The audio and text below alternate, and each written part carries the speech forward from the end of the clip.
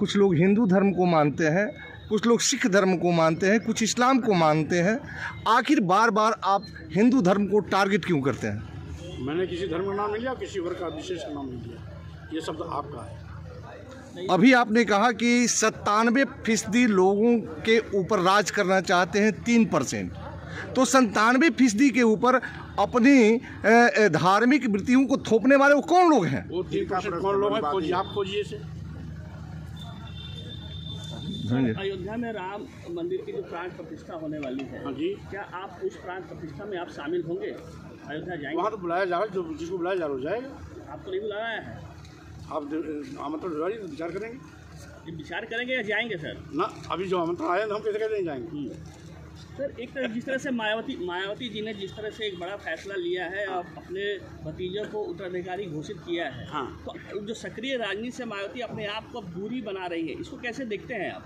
क्या वजह है मायावती को सक्रिय राजनीति से दूरी होने की? इसका उत्तर तो बेहतर हमारे ख्याल में सुश्री बहन मायावती दे पाएंगे। नहीं, आप काफ़ी करीब रहे हैं मायावती जी के, काफ़ी करीब रहे हैं था जी, लेकिन चूँकि बहन जी तो ही कर रही जो उनके साथ हुआ था। मानवर काशीराम जी ने उनको उत्तराधिकारी बनाया, तो उन्होंने आकाश जी को उत्तराधिकारी बना दिया, तो उसमें मैं कोई टिप्पणी नहीं करना चाहता। काशीराम जी ने अपने परिवार के सदस्य को नहीं बनाया था सर? परिवार सदस्य को नहीं बनाया था, लेकिन इन्होंने अपने परिवार के सदस्य को सही है, लेकिन फिर भी किया है जी। फिर भी चूँकि वो पार्टी की राष्ट्रीय अध्यक्ष हैं, वो क्या निर्णय लेती हैं क्या नहीं लेती हैं, उसमें मेरा निर्णय और मेरा सुझाव शामिल नहीं है। इसलिए जैसे आप वैसे मैं। बीजेपी और आरएसएस भारत को एक हिंदू राष्ट्र घोषित करने जा रही है, करने वाली है, और हिंदू राष्ट्र बनाने की बात कर रही है, इसको कैसे आप देख रहे हैं? देखिए, ये देश को बांटने का बीज बोया जा रहा है। आपको याद होगा 1922-23 में द्विराष्ट्र की अवधारणा हिंदू महासभा ने की थी। 1939 में वीर सावरकर जी हिंदू महासभा के राष्ट्रीय अध्यक्ष हो गए। 1939 से लेकर 42 तक द्विराष्ट्र की अवधारणा बड़ी तेजी से पकड़ी। 2-4 साल बाद देश आज़ाद हुआ, 47 का समय आया, तो उसमें हिंदू महासभा ने इतना दबाव बनाया कि हिंदुस्तान, भारत और पाकिस्तान का बंटवारा हो गया। वो बंटवारे के लिए जिन्ना जिम्मेदार नहीं थे, हिंदू महासभा जिम्मेदार थी, क्योंकि जिन्ना कभी भी अलग राष्ट्र की मांग नहीं किया। ये तो मजबूरी की परिस्थिति हिंदू महासभा ने पैदा की, जिसके नाते उनको पाकिस्तान में जाना पड़ा और पाकिस्तान लेना पड़ा। आप पक्षधर हैं क्या? हिंदू राष्ट्र घोषित करने के पक्षधर हैं? देखिए, भारत एक संप्रभु राष्ट्र है। इस भारत संप्रभु राष्ट्र बनाने के लिए हमारे देश के हजारों लाखों लोगों ने अपना बलिदान दिया, त्याग किया, जेल की यातनाएं सही, लंबे अरसे तक संघर्ष किया। राष्ट्रपिता महात्मा गांधी, सुभाष चंद्र बोस के नेतृत्व में एक लंबा आंदोलन चला, तब जाकर के इस अवसर आया है। तो आज इसको और सशक्त बनाने की आवश्यकता है, न कि इसको खंडित करने की बात करनी है। सर, आप भगवाधारियों को आपने एक आतंकवादी से तुलना किया था, कैसे इस बयान को कैसे क्या कहेंगे? ये भगवाधारी असली यहाँ बैठे हुए हैं, इसलिए भगवाधारी को मैंने नहीं कहा। वो भगवाधारी जो भगवा के वेश में आतंकवादी भाषा बोलते हैं, वो आतंकवादी हैं।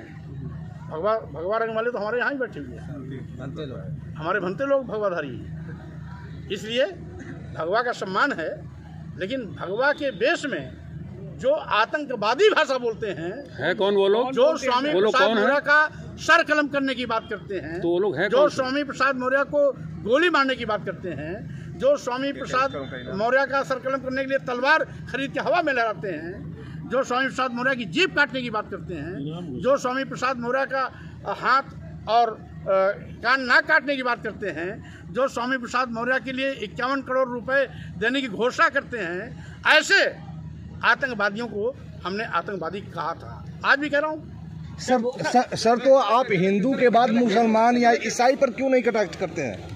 आपको ये नहीं मालूम होना चाहिए कि आपको मालूम होना चाहिए कि मैं भी हिंदू धर्म में ही पैदा हुआ, इसलिए अपने जिस घर में मुझको अपमानित किया जाएगा, मैं अपमान की पीड़ा को सार्वजनिक रूप से कहूँगा। अब आप अपने को क्या मानते हैं, हिंदू या कोई अन्य धर्म से? अभी मैं भारतीय हूँ, इसलिए आप बात हिंदू की नहीं है, हमारे यहाँ की तो संस्कृति है, हिंदू मुस्लिम सिख ईसाई सब हैं आपस में भाई भाई, हम तो सभी धर्मों का सम्मान करते हैं, लेकिन आप किस आज धर्म मैं से भारतीय हूँ। सर एक आचार्य क्या है सर? धर्म क्या है? मानवता। अरे भाई, जब भारतीय हूँ और भारतीय संविधान हमारा ग्रंथ है तो सभी धर्म हमारे धर्म है। उस ग्रंथ को भी तो आप अपमानित कर रहे हैं सर, सनातन धर्म को भी अपमानित कर रहे हैं। आपको यही नहीं मालूम? आपने राम पर टिप्पणी किया है। आप पहले सुन लो। जी सर। राम की टिप्पणी मैंने कब किया, पहले बताओ।